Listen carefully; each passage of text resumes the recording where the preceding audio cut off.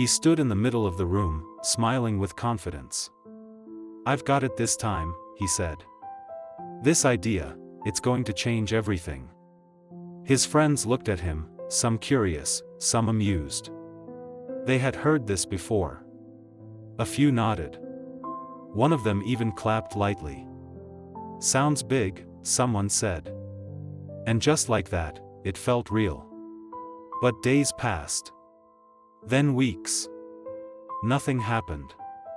Again. His name was Ayan. And he had a habit.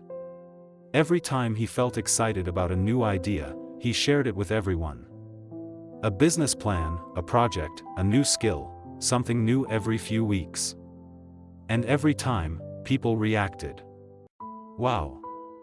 That's amazing. You're going to do great." Those words felt good. Too good. Because after hearing them, something inside him changed. The fire faded. He would sit in his small room, looking at his notebook.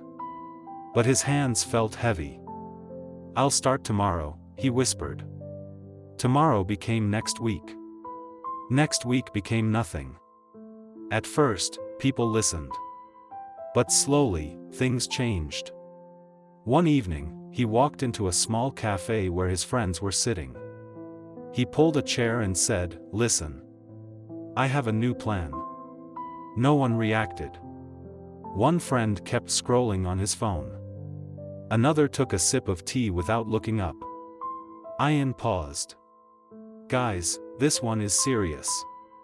Someone finally looked at him and said quietly, "You always say that." The words didn't hit loud. But they stayed. That night, Ayan walked home slowly. The streetlights flickered above him. The road was almost empty. For the first time, he didn't feel excited about a new idea. He felt tired. Tired of starting nothing. Tired of explaining things that never existed. He reached his room, sat on the edge of his bed. And looked at his hands. They look busy, he thought. But they've built nothing. The next day, he wandered through the market without purpose. Shops were opening. People were busy. Everyone seemed to be doing something real. That's when he noticed a man sitting on the side of the street. He wasn't selling anything loudly. No shouting. No calling customers. He was quietly painting on a piece of wood. Ayan stopped. The man's hands moved slowly, carefully. Each stroke had intention. People passed by, then stopped, then came closer. Some watched. Some bought. No announcements. No promises. Just work. Ayan stood there longer than he expected. Finally, he asked, "How do people trust what you do, without you telling them?"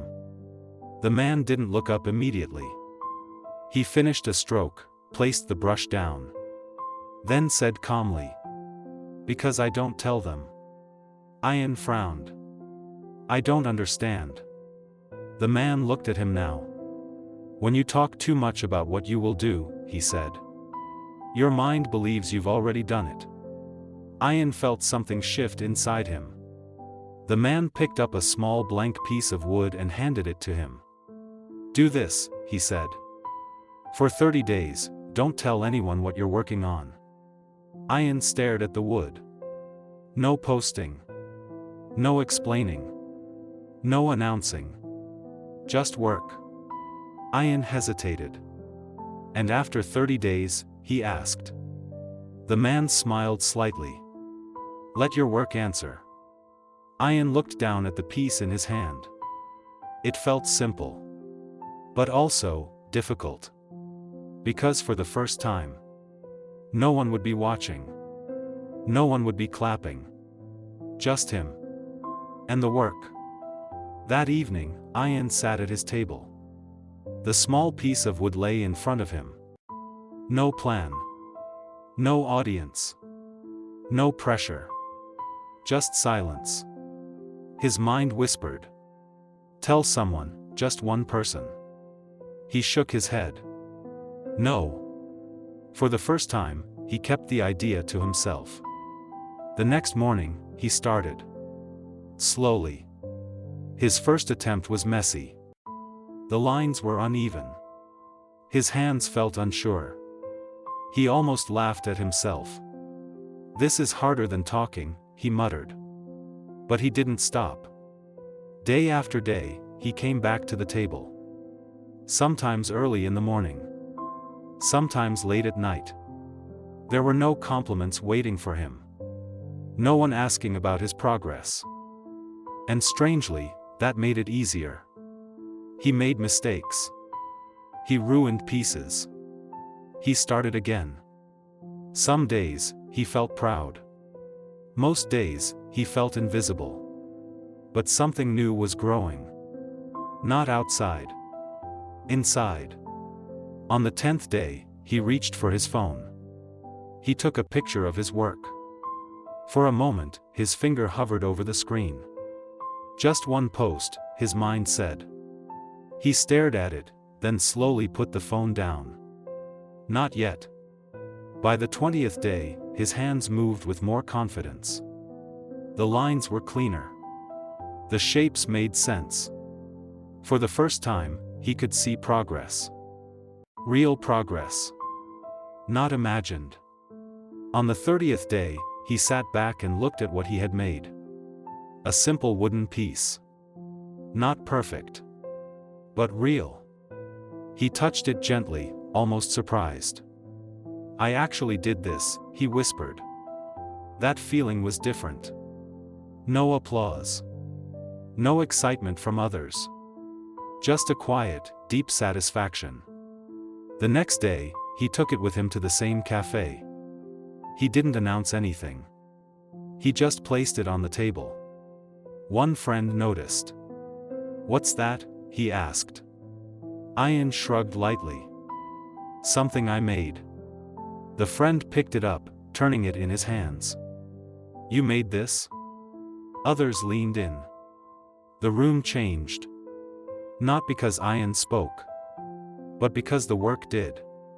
"Since when do you do this?" someone asked. Ayan smiled. "Recently." No long explanation. No big story. Just truth. Over the next few days, he kept working. Quietly. He made another piece. Then another. People started asking him questions. Not about his plans. But about his work. And for the first time in his life, Ayan didn't need to convince anyone. Because there was nothing to prove. It was already there. One evening, he passed by the same street where he met the artist. The man was still there, painting in silence. Ayan stopped and placed his latest work beside him. The man looked at it, then at Ayan. "You didn't talk," he said. Ayan shook his head. "No." The man smiled. "And now?" Ayan looked at the people slowly gathering around his work. "I don't need to." The man nodded.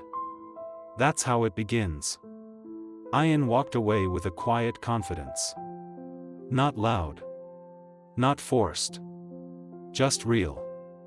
Because now he understood something most people never do. Talking feels like progress. But it isn't. It's a shortcut that leads nowhere. Real progress is quiet. Slow. Sometimes lonely. But it builds something that words never can. So if you have an idea right now, something you're excited about, don't rush to tell the world. Give it time. Give it effort. Protect it while it's small. Because the strongest things in life are built in silence. And when they are ready, you won't need to say anything. Your work will speak for you.